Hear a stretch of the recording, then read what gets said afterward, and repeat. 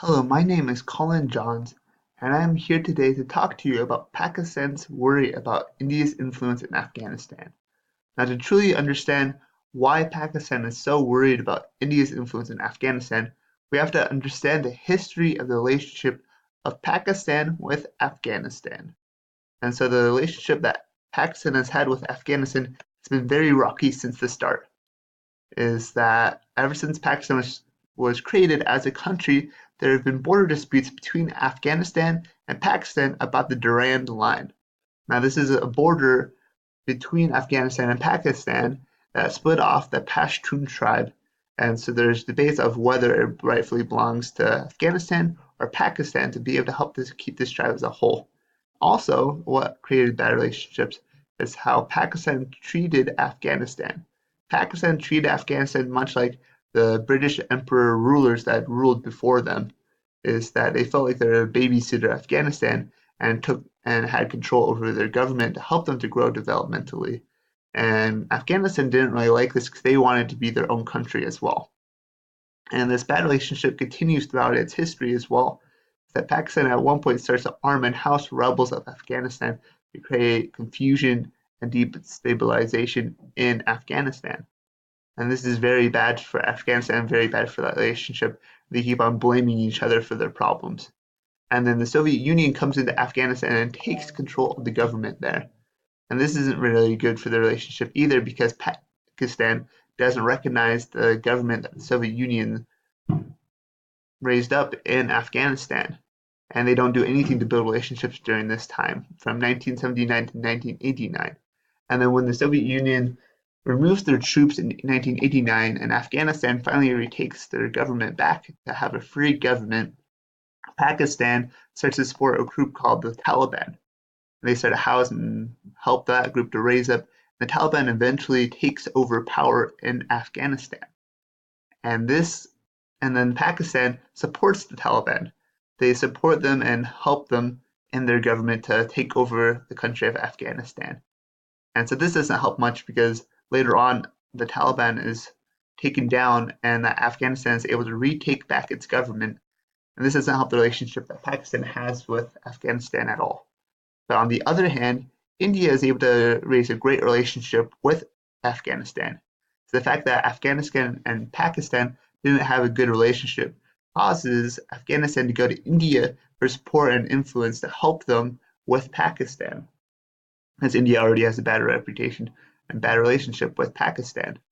And it's that during the Soviet Union's occupation of Afghanistan, India is the only country in the whole world to be able to recognize the Soviet Union government and to be able to give them support.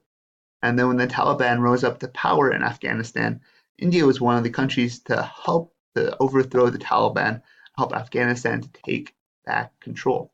So as you can see, India has supported Afghanistan throughout its whole history. And so this has caused Pakistan to be in a very bad situation with there being more and more India influence in Afghanistan. And the main fear that Pakistan has with this is that they fear if there's more of India's influence in Afghanistan, that they will become politically isolated. They don't have a good relationship with Iran either, and that'll cause them to be surrounded on all sides and be isolated from the international stage. So because of this, they've started to reach out to China more and more to get more support from them, and that they're fearing as well that India will be able to sponsor terrorist activities from Afghanistan soil to Pakistan soil, causing there to be more destabilization and destruction.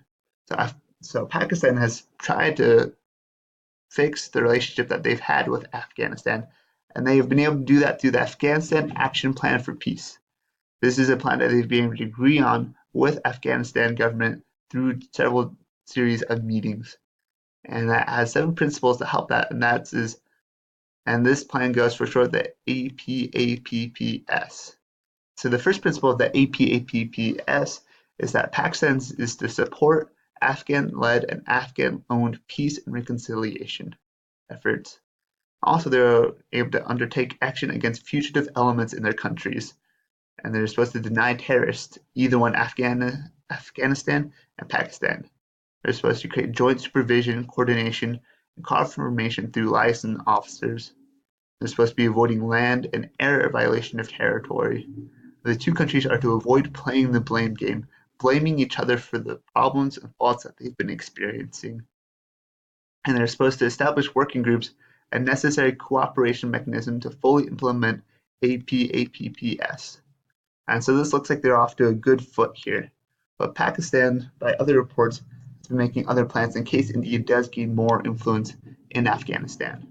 Is that in a reporting where they're talking about the Indian influence, Hafiz Zakaria, the spokesman of Pakistan Foreign Ministry, states that if India uses Afghanistan civil against them, that they will respond, leaving it as an ambiguous claim.